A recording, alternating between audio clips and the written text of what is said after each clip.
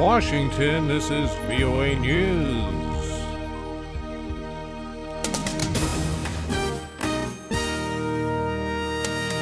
Russian President Putin recognizes Crimea's sovereignty.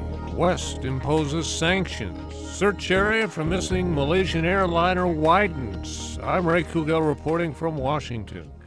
Russia's President Vladimir Putin signed a decree recognizing the Ukrainian region of Crimea as a sovereign and independent country.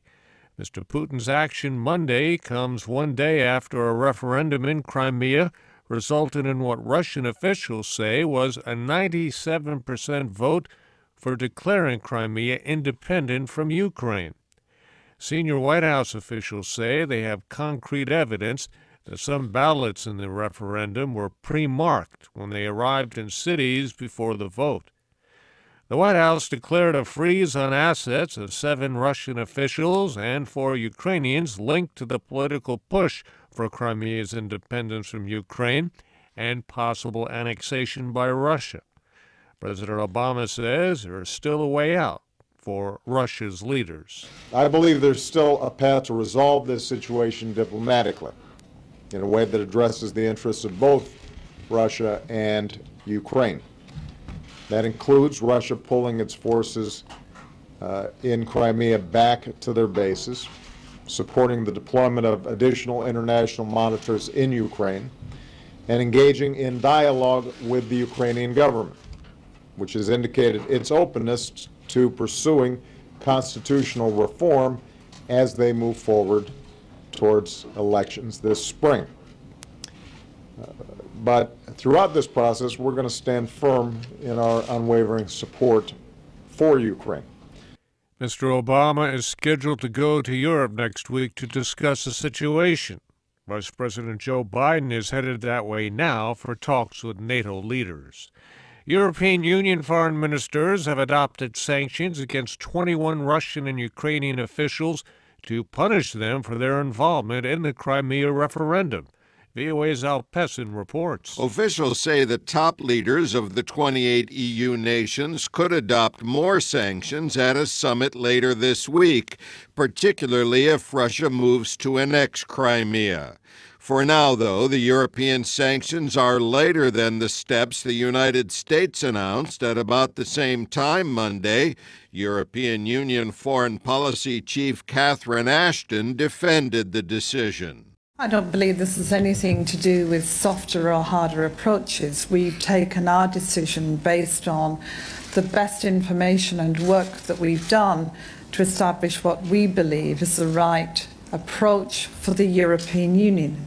Al Pessin, VOA News, London. Malaysia says a search for that missing passenger jet, which vanished 10 days ago, is underway along both the northern and southern corridors, where it is believed to have been deliberately diverted.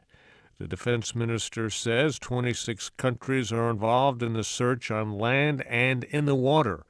The search spans tens of millions of square kilometers. China is offering 21 of its satellites to help in the unprecedented hunt for the missing Boeing 777, carrying 239 people, 2/3 of whom were Chinese nationals. Despite the help, Beijing's foreign ministry leveled a new attack Monday on Malaysia's handling of the investigation. Afghanistan's ambassador to the United Nations says he is certain his government will soon sign an agreement with the United States that would allow some U.S. troops to remain behind after withdrawal of American soldiers at year's end. Zahir Tahin's statement Monday is sharply at odds with President Hamid Karzai's final address to Parliament over the weekend ahead of April 5th presidential elections. Mr. Karzai reiterated he will not sign the agreement. He insists U.S. soldiers could leave on schedule because the Afghan military is ready to take over.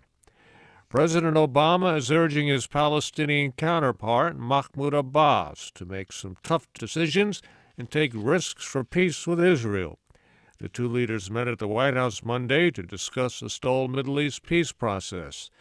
Mr. Obama also pressed for Israeli Prime Minister Benjamin Netanyahu to go ahead with the scheduled release of a final group of Palestinian prisoners by the end of this month. The Libyan government thanked the United States for a Navy operation that stopped an oil tanker from exporting illicitly obtained crude oil.